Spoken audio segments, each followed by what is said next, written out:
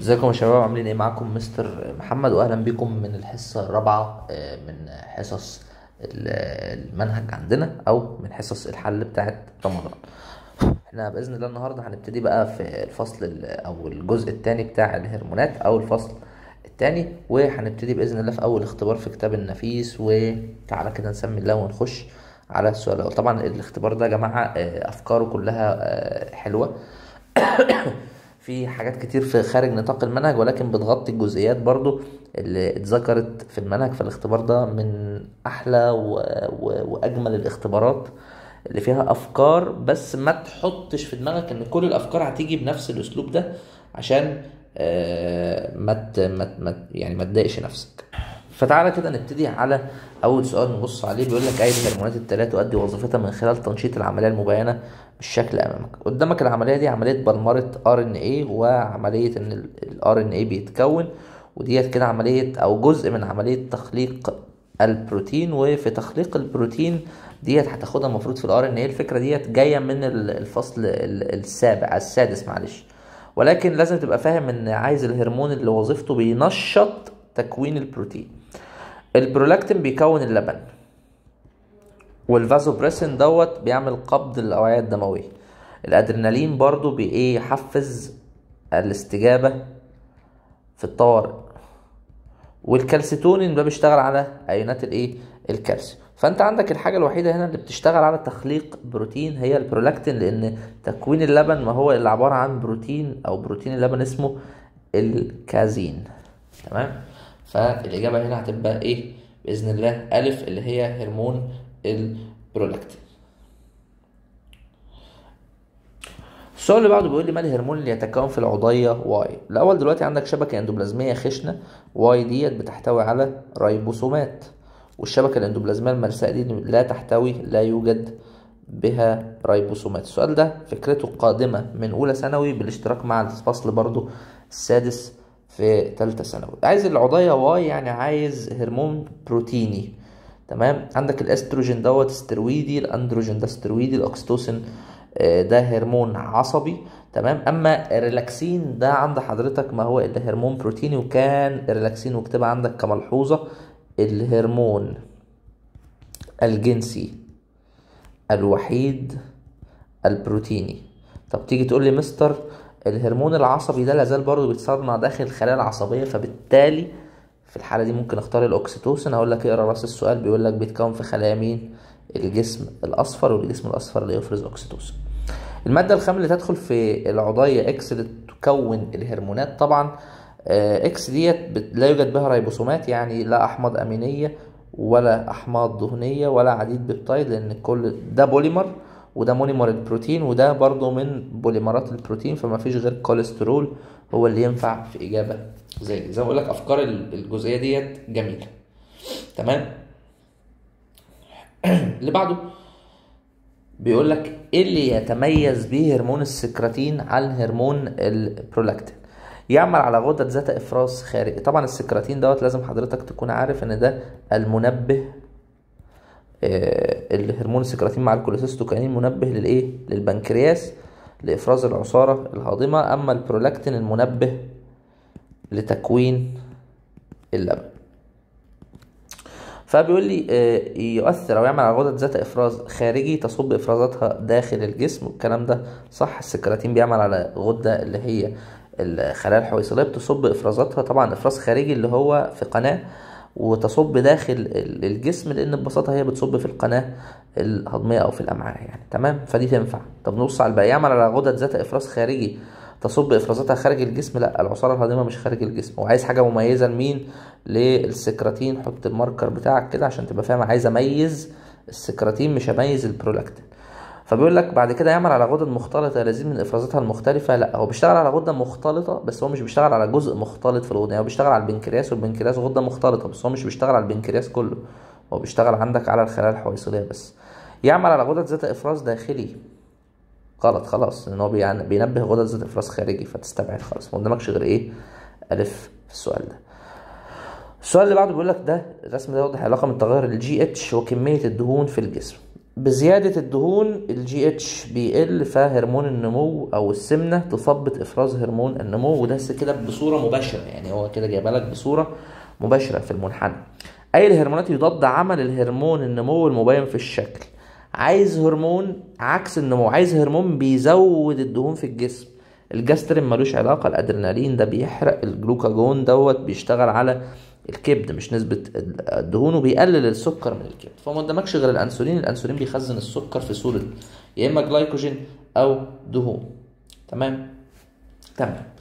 اللي بعده بيقول لك ايه اللي لا يعد وجه للشبه من خلايا الفا وخلايا بيتا بجزر لانجرهانز. تمام. لا يعد، خلي بالك، وديت نقطة مهمة. مستوى الجلوكوز في الدم هو المنبه لهم، الكلام ده صح. يتم نقل افرازاتهم عبر التركيب واحد. رقم واحد هو عبارة عن قناة، والمواد دي بتفرز في الدم، يعني المفروض تفرز في اتنين. تمام، فدي غلط. يتم نقل افرازاتهم عبر اتنين، صح. لهم علاقة مباشرة باستخدام السكر في الجسم، صح. يبقى اجابتك كده وضحت، هي ب. لان ان هو الاتنين لا يعد، خلي بالك، يعني عايز ايه؟ خطأ.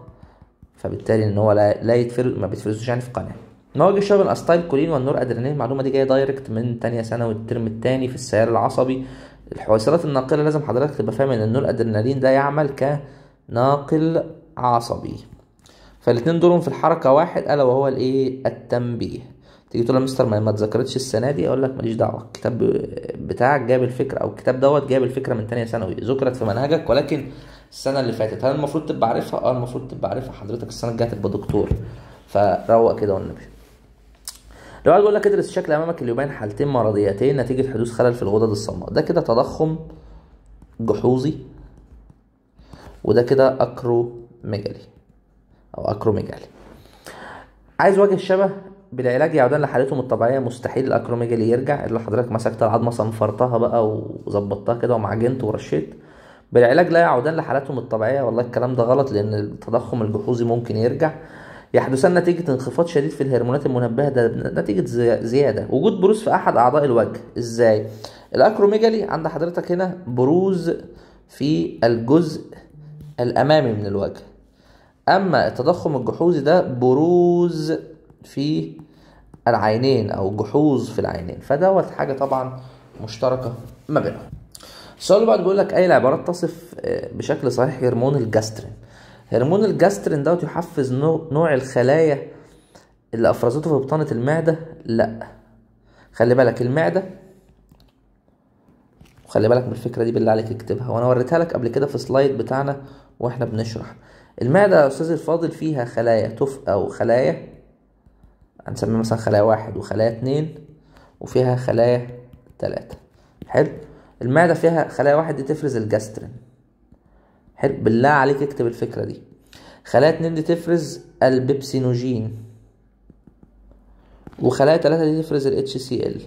طب بيشتغلوا على ايه؟ قال لي والله الجاسترين ده او بيتفرز في الدم، البيبسينوجين ده يتفرز في المعدة، وال HCl ده في المعدة. تمام. والجاسترين بيأثر على الخلايا اللي بتفرز ال HCl. تمام. فانت تخلي بالك من النقطة دي، المعدة فيها 3 انواع من الخلايا اللي ايه بتفرز. ففي الإجابة هنا هيبقى يحفز نوع آخر من الخلايا التي غير الخلايا اللي أفرزت. أنا عارف إن هو بيأثر على المعدة تاني. تيجي تقول يا مستر ما هو بيأثر على المعدة، أيوه المعدة كعضو، بس كخلايا هو بيأثر على خلايا مختلفة عن الخلايا اللي أفرزته. اللي بعده بيقول لك اسم الغدة اكس والهرمون زد. تعال نبص على الغدة اكس. أنا شايف فيه خلايا عصبية في المخ، خلايا عصبية، يبقى دي كده بسم الله الرحمن الرحيم عصبية مفرزة. تمام. العصبية المفرزة دي بتنشط غدة تفرز هرمون زد بيأثر على العضلات، والعضلات ديت ممكن نقول ان هي ملساء او مش باين بالرسم قوي يعني. فخلينا نبص. ده كده هيبقى عبارة عن ايه؟ الغدة النخامية، لان فيها خلايا عصبية نخامية هتستبعد د وهتستبعد ج. تمام. هو عايز الغدة اكس. تمام. طيب فهتبقى ب ديت الايه؟ النخامية، يعني معاك الف ومعاك ب النخامية والف النخامية. تمام. طب ده برولاكتين ولا اوكسيتوسين؟ البرولاكتين ما بيفرزش من الجزء العصبي، فقدامكش غير الاوكسيتوسين. امتى الاوكسيتوسين بيشتغل؟ عند نزول الحليب من الثديين، لان له اثر مشجع في اندفاع الحليب. هو بيعمل على قبض العضلات الملساء المجاورة للحوصلة اللبنية مما يؤدي لنزول اللبن. خلي بالك انت لو حليت ده غلط فبالتالي هتحل ده غلط. تمام، خلي بالك من نقطة زي دي. بيقول لك اي تحاليل نجدة في شخص يعني من تضخم جحوظي، يعني عنده ثيروكسين مرتفع، تمام، رغم سلامة الدرقية. انت كده كده عايز ثيروكسين عالي. ثيروكسين عالي يعني هتستبعد لي ألف وتستبعد لي د. طيب هل التي اس اتش هيبقى عالي ولا التي اس اتش هيبقى قليل؟ دلوقتي حضرتك بيقول لك الدرقية سليمة، يعني التي اس اتش هو اللي فيه المشكلة، بينبه الغدة الدرقية بزيادة، فعشان كده تختار ب. اما لو كان المشكلة من الدرقية فكان المشكلة هنا هتبقى تنشأ او استجابة للمشكلة كان التي اس اتش هيقل، ودي يبقى ليه الرجعة السلبية. فعشان كده حضرتك احنا هنختار ب. تاني مستر ليه اخترت ب ما اخترتش ج؟ حضرتك قالك الدرقية سليمة. لما الدرقية تبقى سليمة معنى كده ان الثيروكسين او الدرقية بتستجيب لافراز النخامية الزيادة، مش معنى كده ان النخامية هي اللي سليمة، لا كده النخامية بايظة بتفرز تي اس اتش زيادة فمعلي الثيروكسين. طب عرفت منين عنده ثيروكسين عالي؟ هو قالك عندي تضخم جحوظي، تمام، ففي حالة زي دي هتستبعد ج. تمام. السؤال اللي بعده، اي العلاقات او ادرس العلاقة ثم حدد ايه الهرمونات اللي يمثلها الشكل. هرمون لما البي اتش بيزيد في المعدة الهرمون ده بيزيد. تيجي تقول لي ماشي ايه قيمة البي اتش او البي اتش ميتر عند السبعة؟ ده متعادل، كل ما بروح للصفر ببقى حامضي وكل ما بروح لل14 ببقى قاعدي. تمام. طيب هو دلوقتي البي اتش بيزيد، يعني البي اتش رايح كده، رايح في القاعدية. اول استجابة حضرتك هتقولها هتقول والله لا ده كده ايه، احنا بنفرز هرمون مين؟ دماغك هتوديك على طول لمين؟ الجسترين، هو اللي هيستجيب للبي اتش العالي القاعدي فهيرجعه تاني للحامضية عشان يظبط البي اتش المناسب لعملية الايه الهضم. تمام. هو هنا برضو معتمد على فكرة الراجعة السلبية، ما تروحش تختار العكس، ما تروحش تختار كوليسيستوكاينين ولا سيكراتين. ولو انت يعني شخص عاقل فهتفهم ان الاتنين شبه بعض، والاتنين بيفرزوا ال NaHCO3 اللي هو بيكربونات الصوديوم. يعني دلوقتي لما البي اتش تعلى هنفرز حاجه تعلي البي اتش تاني؟ لا، انا عايز حاجه تقللها ترجعها حمضيه عشان تظبط او تعمل بالانس ما بين الاثنين. السؤال اللي بعده بيقول لك الاريسين من الهرمونات المكتشفه اللي بتفرز استجابه للتمرينات الرياضيه. حلو. والنسيج الدهني او بتاثر على العضلات والنسيج الدهني تاثيره مبينه في الشكل. الاريسين ده لما بيتفرز، هرمون الاريسين مع التمرينات الرياضيه بيخلي الجلوكوز يحصل له ايه؟ يخش الى داخل الخليه. هو كده شبه مين؟ شبه الانسولين. حضرتك المفروض دي حاجه بتستنتجها من الرسم. اي الهرمونات يشبه عمله الخلايا اللي موجوده في الاريسين؟ الانسولين. تمام. ايه اللي يتشابه عمله مع الاريسين على الخلايا الدهنيه كما مبين بالشكل؟ حضرتك هو بيعمل ايه في قطيرات الدهن؟ بيأكسدها في الميتوكوندريا. تمام. فمين الهرمون اللي بيعلي معدل الايض؟ هل الانسولين؟ لا. الجلوكاجون؟ لا. الكالسيتونين؟ لا. هو الراجل ده كده، لان الثيروكسين كان يرفع من معدل الايض، لما معدل الايض يعلى معدل الهضم يعلى. اللي بعده بيقول لك ادرس الرسم التخطيطي ثم استنتج. زياده الصوديوم في البلازما، تمام، او هرمون زياده افرازه بتزود الصوديوم في البلازما ونقص افرازه بيزود البوتاسيوم، يبقى الهرمون ده مين؟ الالدوستيرون. حلو. طيب اين يتم تخليق الهرمون في جسم الانسان؟ بيتخلق فين؟ ريبوسومات؟ لا، احنا قلنا ريبوسوم ده ليه علاقه بالبروتين. طب الهرمون ده دهني ولا بروتيني؟ الالدوستيرون ده نعرف ان هو دهني، ففي حاله زي دي ريبوسومات لا. الشبكه الاندوبلازميه الخشنه، ما الخشنه عليها ريبوسومات؟ لا. الملساء كل الاندوبلازميه الخشنه لا. يبقى الاجابه كده خلاص وضحت مين؟ ج. تمام. الاجابه كده وضحت مين؟ ج، لان الشبكه الاندوبلازميه الملساء اللي تخلق الليبيدات. ايه اللي وجه الشبه بين اكس الادرينالين والالدوستيرون وفازوبريسين؟ كلهم بيرفعوا ضغط الدم، كلهم بيرفعوا ضغط الدم، والسؤال ده اعتقد مباشر بالنسبه لكم يعني. هرمون الجريلين يسمى بهرمون الجوع، بيتم افرازه يعمل على زياده الشهيه. ايه اللي يظهر فيها تاثير مباشر للجريلين؟ ميكسوديما، الشخص ده بيبقى عنده معدل ايض منخفض يعني ما بيحرقش. تضخم جحوظي، تمام، هو عايز الحاله اللي يظهر فيها مشابه، ده في ثيروكسين عالي ففي ايه؟ ايض مرتفع، فخلي بالك به تنفع. طب بص على القماءه مالهاش علاقه، نقص الفازوبريسين برضو ملوش علاقه، يبقى الاجابه ب. اي الحالات يسببوا ارتباط الاجسام المضاده دي بمستقبلات التي اس اتش؟ بيقول لك ان هو بيركب في التي اس اتش فخلي بالك هو بص اجسام مضاده الشبيهه للتي اس اتش، خلي بالك لا تدمر المستقبلات. هل قال لحضرتك انها تدمر المستقبلات؟ لان اغلب الاسئله بيقول لك بتدمر المستقبلات وانت متعود وبتاخد هدف على طول فاهم، او انت حافظ مش فاهم، ما تزعلش مني يعني. تمام. ففي حاله زي كده لما الاجسام المضاده دي تربط هتشغل الدرقيه فهيحصل تضخم جحوظي. طب هل المخ هيعجبه الكلام دوت؟ لا. فهتلاقي المخ بيفرز تي اس اتش قليل، وده ليه؟ استجابة لتقليل الثيروكسين، عشان دي حاجة الجسم ما بيحبهاش. حاجة الجسم ايه؟ ما بيحبهاش. اللي بعده بيقول لك الشكل اللي قدامك ده يلخص عمليات التمثيل الغذائي في كل من الكبد والعضلات، ادرسه ثم اجب. حضرتك انت عندك هنا في الكبد او هنا جلايكوجين بيتحول لجلوكوز، او الجلوكوز 6 فوسفات بيرجع لجلوكوز، والجلوكوز ده يروح لمين؟ للعضلات. العضلات ممكن تخزن في صورة جلايكوجين وبعد كده تأكسده. تمام. هو دي اللي الرسمة بتوضحه لك. بص على الرسمة كويس قبل ما تحل، وقف الفيديو كده وبص على الرسمة حاول تستوعب. ايه مصدر الجلوكوز في العضلات؟ الجلوكوز اللي في العضلات اهو مصدره منين؟ من الجلوكوز اللي حضرتك متكون فين؟ في الكبد، نتيجة هدم مين؟ الجلايكوجين. الجلايكوجين يهدم جلوكوز او يهدم نفسه فيكون جلوكوز، الجلوكوز يروح للعضلات. تمام. استنتج العمليات اللي نشطها الانسولين والجلوكاجون والادرينالين على الترتيب. الانسولين هينشط لك ايه؟ قال لك والله الانسولين ينشط لك تحويل الجلوكوز في العضلات او دخول الجلوكوز في العضلات، يعني ار. تمام. والانسولين برضو ينشط لك واي اللي هو الجلايكوجين وهو بيتكون او تكوين الجلايكوجين. تمام. فانت عايز واي وار، فهتستبعد الف وهتستبعد د، فمعاك ب ومعاك ج. بص على الجلوكاجون. الجلوكاجون يعمل لك ايه؟ والله الجلوكاجون يفك لك ده كده يحوله لجلوكوز. تمام. يفك لك ده يحوله لايه؟ لجلوكوز فزد. وفي نفس الوقت الجلوكاجون يبتدي ان هو او يدخل لك الجلوكوز في الدم عشان يوصل للعضلات، فممكن يبقى اكس وزد.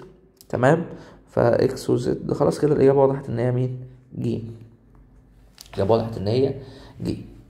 من المعلوم ان هرمون النمو يعمل كمضاد للانسولين، يعني الجي اتش عالي، انسولين هتلاقيه ايه؟ قليل. على مستوى التركيز ايه اللي يحدث في حاله افراز النمو بدرجه كبيره؟ لو النمو عالي فكده جالك اكروميجالي، لان لك رجل يعني كده شخص بالغ، فبالتالي هيحصل ايه؟ انسولين هيقل، فهيبقى الاكروميجالي مع بول سكري، عشان كده الانسولين هيقل. تمام. عشان كده الانسولين ايه؟ هيقل. اللي بعده بيقول لك الشكل اللي قدامك ده يبين العلاقه بين مده الصيام وتركيز انسولين وجلوكاجون واحماض دهنيه حره في الدم وجلايكوجين الكبد. ايه اللي يمكن استنتاجه من النتائج دي؟ حلو. طبعا انت ممكن تحل اصلا السؤال ده من غير ما تبص على المنحنى، بس خلينا برضو نبقى حاطين المنحنى قدامنا ونبص على الاختيارات. الصيام مثبط لنشاط جزر لانجرهانز. جزر لانجرهانز لما الصيام بيبقى موجود فبتحتاج خلايا الفا تفرز الجلوكاجون، فهو مش مثبط ليها خالص، ده منشط. الجلوكاجون يخلق احماض دهنيه، مفيش الكلام ده والله. الجلوكاجون قال لك يعمل على هدم الجلايكوجين وتحويله لجلوكوز. الصيام يحلل الجلايكوجين والدهون، الكلام ده صح، لان الصيام بيحفز الجلوكاجون فيشتغل لك على الموضوع ده. الصيام ينشط تكوين الدهون وتحلل الجلايكوجين. لا والله الصيام ما يكونلكش دهون، بالعكس ده يكسر دهون لان مفيش مصدر طاقه في الجسم. فلا صح هنا ولا دق ان احنا نختار ج. سيدة بيقول لك كانت تعاني من بعض الأعراض، وبعد إجراء تحاليل طبية أجرت عملية جراحية. بعد إجراء العملية استمرت بعض الأعراض كما كانت قبل العملية وظهرت أعراض جديدة. خلي بالك عشان عندي أعراض جديدة هتظهر. الشكل يبين التحاليل الطبية قبل المرض كان الثيروكسين والباراثورمون طبيعيين. مين اللي مكمل طبيعي؟ الباراثورمون قبل الجراحة. بعد الجراحة مين اللي نزل؟ باراثورمون. ومين نزل تاني؟ ثيروكسين. فبالتالي الست ديت كانت تشتكي منه بعد العملية هتشتكي من ايه؟ من مكسوديما مع نقص باراثورمون. طب اللي كانت تشتكي منه السيدة ده ايه؟ السيدة دي كان عندها الاول تضخم جحوظي. لو حضرتك تاخد بالك قبل العملية كان عندها الثيروكسين ضارب في السماء. الثيروكسين الطبيعي اهو قبل المرض الثيروكسين عالي، فكده ده تضخم ايه؟ جحوظي. تمام. ده كده تضخم جحوظي قبل العملية. طب بعد العملية هو شال حتة من جرات الدرقية بالغلط. يوضح الرسم نتائج دراسة العلماء لتركيز الأكسنات على استطالة الجدر والساق. تعال نستنتج التركيز المناسب لاستطالة خلايا الجدر يحفز استطالة الساق. هل ده شغال مع ده على نفس الخط؟ لا طبعا، ده كده وده كده بعاد عن بعض، يبقى دي مستبعد. التركيز المناسب لاستطالة خلايا الساق يحفز استطالة خلايا الجذع، يعني اعلى تركيز للساق هل هو محفز للجدر؟ لا والله، ده ايه؟ مثبط.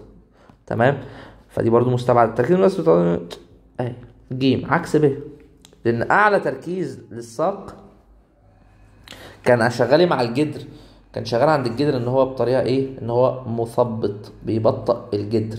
تمام، فعشان كده هنختار مين؟ ج. السؤال اللي بعده بيقول لك ادرس الشكل امامك ثم حدد اي الهرمونات مسؤوله عن ضخ اليود للغده الدرقيه. حضرتك لو جيت بصيت على ضخ اليود داخل الغده الدرقيه، فهل الهرمون المنبه اللي هو التي اس اتش ولا طبعا الثيروكسين بيطلع من الدرقيه مش بيدخل اليود، فده ناتج فما ينفعش، وده فيها ثيروكسين برضه فما تنفعش. كالسيتونين ملوش علاقه، ان احنا قلنا اسمه ثايرويد ستيميوليشن هرمون، يعني ليه علاقه بالثيروكسين، ملوش دعوه بالكالسيتونين قد كده. فيبقى الهرمون المنبه للدرقيه التي اس اتش بيروح يحفز الغده ان هي تحفظ او تستغل او تمتص شويه من اليود عشان تكون ثيروكسين. طبعا الشكل اللي قدامك ده يمثل الاطوار اللي تمر بها دوره حياه الضفادع. اذا علمت ان تحول ابو ذنيبه ده الى الطور اليافع اللي هو ده بيحتاج ثيروكسين، ايه اللي يحدث لو تم حقن ابو ذنيبه بعقار مضاد للثيروكسين؟ فمش هيحصل الحركه دي، مش هيحصل تحول، التحول ده هيقف. فهل قد ينمو لضعف حجمه ولا يتحول؟ الكلام ده صح. طب يتوقف نموه ويموت؟ لا، مش هيتوقف نموه. خلي بالك احنا قلنا هنا ايه؟ هرمون النمو شغال، خلي بالك من نقطه زي دي. فينمو لضعف حجمه ولا يتحول طبعا.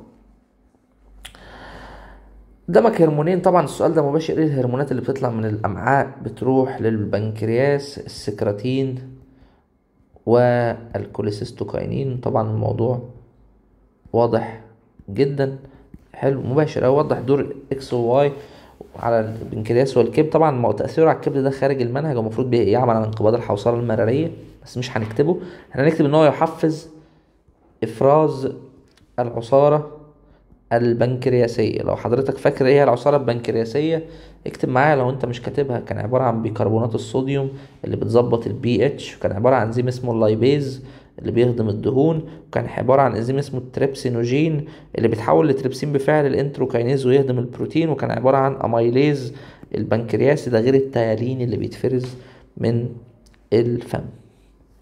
من المعلومه ان بعض الهرمونات توجد مستقبلتها على سطح الغشاء الخلوي، حلو، وبعضها يوجد في السيتوبلازم وبعض الاخر في النواة. على ضوء دراستك استنتج سبب وجود مستقبلات الهرمون واي على سطح غشاء الخلايا. فين واي؟ هو ما فيش، فين واي؟ مش شايفه، هو تقريبا هرمون اكس، بس هم غلطانين في الموضوع ده. فطبعا لان الهرمون يكون بروتيني، طبعا كده معنى ان الغشاء البلازمي ده بروتيني فما ينفعش يدوب جواه. طب نوع الهرمون ده قلنا هو هرمون بروتيني، يعني الموضوع واضح جدا. اوكي، طبعا هو قصده هرمون اكس مش واي، لان مفيش حاجه في الرسم اسمها واي. حلو، يعني امتحان قوي وجميل وافكاره كلها جامده قوي. يعني اتمنى ان احنا نكون مهتمين شويه بالحصه دي بعد اذنكم، عشان بصراحه يعني شويه افكار يعني زي ما بيقولوا كده جوسي.